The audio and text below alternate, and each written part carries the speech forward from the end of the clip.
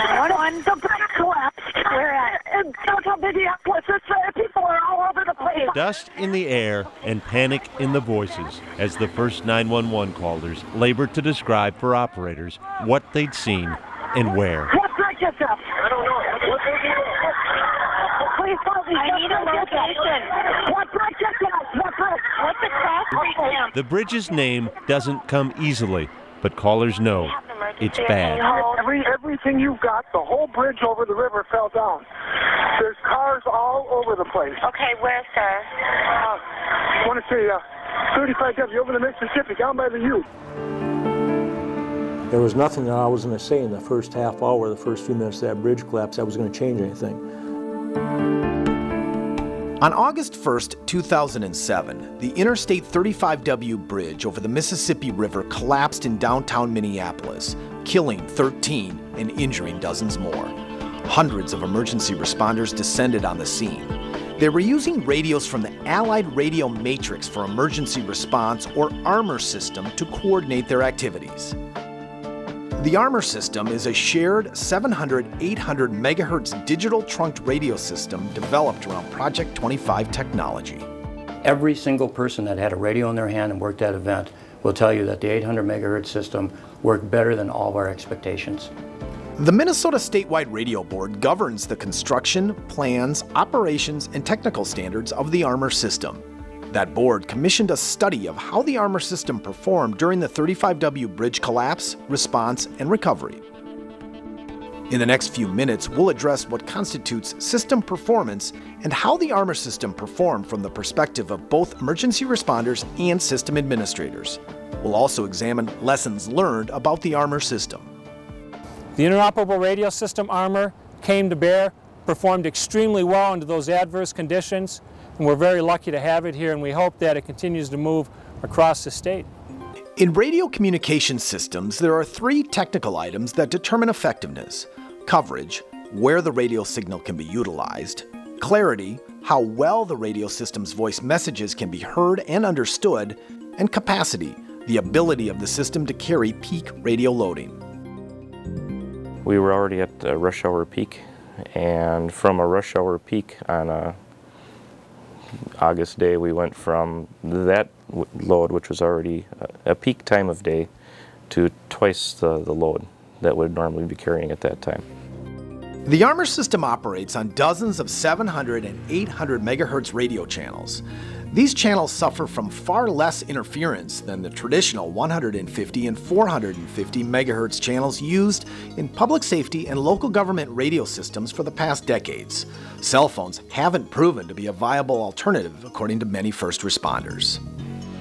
You know, we think cell phones are the be-all and end-all, and that they work fine in an emergency, and when in doubt, use a cell phone. Cell phones failed miserably during the first minutes of that bridge collapse.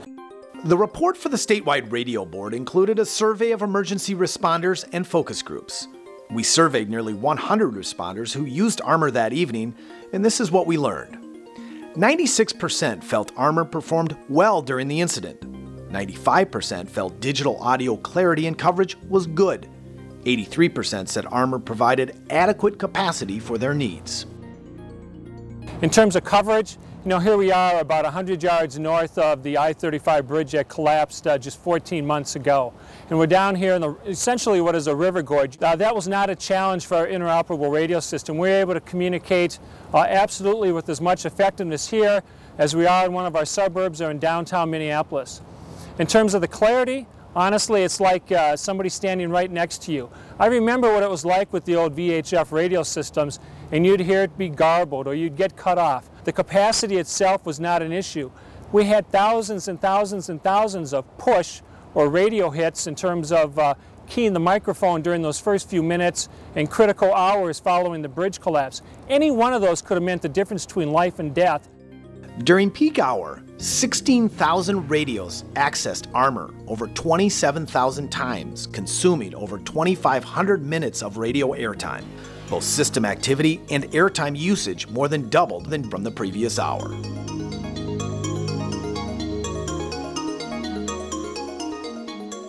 I thought the system worked just like I expected it to work, to be honest with you. When we went to the new system, I had expectations of a lot of great things, and it's worked out very well for that. We found that the radio system has better coverage. It's more reliable in terms of getting out from any building in the city to the river ravine. Our coverage is better. It's not going to get overwhelmed in a capacity situation because you're not competing against civilian users as you are with cell phones. And in terms of the clarity is perfect. We had no coverage issues whatsoever. All the way down in the river bottoms, even in units, in buildings, we don't have an issue. Lessons learned. Training. I think training is paramount, that you understand not only within your agency how to use those resources on a day-to-day and those type of situations that may pop up in your agency, but you understand and you know the people on the system, across the system, and what those expectations are for system-wide use. And to this day, we have ongoing annual training that just sort of a refresher, just to have people come in and go through the different talk groups or channels and how the whole system works, how they can communicate with each other, how patching and how the different components of the system will impact them and how they can utilize the system. What we have achieved here in the metropolitan area and in Minnesota with Armor is the current technology, it's the current state of the art, it's current best practices. It's a system with sufficient reliability, capacity, coverage, robustness. Lessons learned. Talk group priorities. Talk groups, like channels on a regular radio system, are pre-assigned a busy condition priority. That priority takes effect when there are excessive system capacity demands. Our busy priorities are based on the talk group. So whatever the user selects as his talk group, which also defines his function for the moment, also defines his priority in the busy ranking. I think the primary reasons for that busies and bonks that day on a few of the subscribers were they didn't really understand the system entirely.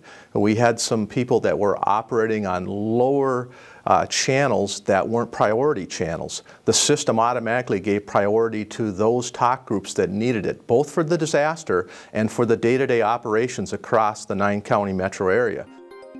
Lessons learned. Challenge of monitoring.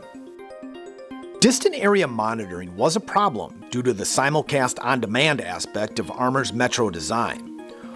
Armor in the Twin Cities consists of dozens of tower sites subdivided into zones. Simulcast transmissions within a zone are broadcast out over every tower in that zone. Zones within high-activity areas, such as downtown for example, have more channels than towers in less populated outer fringe areas. Consequently, if high-priority audio requiring 5 channels at a distant site is being demanded near that site, and that site has only 5 channels, then other lower priority traffic in that area may be delayed in accessing the system. Channel utilization went way up. At the downtown sites, including edge sites, we had a lot of users outside the effective area turning on radios to listen in on communications. So we had a lot of audio that was pulled out to lower capacity edge sites, which really didn't affect the downtown communications much. It did affect some of the edge site communications and added busies out there that weren't necessary. Lessons learned. Collaboration. As we worked together through the planning process, we started creating relationships and we started building trust. If anybody has an event like the bridge collapse, Minneapolis has the largest fire department in the state, but we needed to mutual aid with other fire departments as well as the county sheriffs and the police officers. Over the years that we've been meeting with police, with fire, EMS, sheriff's office, public works, all the different entities that are using the system, we've been able to really come together as public safety community. I think it's really a no-brainer. We need to think as a region, as a nation, and cut across the agency lines, cut across the city and county boundaries, and even state boundaries, and work on it together. Here are some conclusions based on the advice of experienced Armor users. My advice to anybody is to get on one communication systems where you can talk to the multiple disciplines that need help during a response like this, during an emergency like this. If you are going to be relying on help from other agencies, and you will, you need to have those interoperable communications. Talk to your counterparts throughout the state. You can talk to us here in the Metro, but talk to the people in Rochester, talk to the people in St. Cloud, talk to the people up in Itasca County in Grand Rapids. So you get a flavoring for different terrain, different population densities where they're actually using this technology. The firefighters in Minneapolis are no different than the rural firefighters. They have the same anxiety, so to speak, about a communication system, something new, something that's going to change, and the system will work. And it works very, very effectively. When the 800 system was proposed here in Minnesota, there were a lot of naysayers to it. It wouldn't work, couldn't work, for a lot of different reasons. I think this showed that it does work. It works very well. This was an overwhelming success of the Armor system, proved it works every day, and works in these type of instances.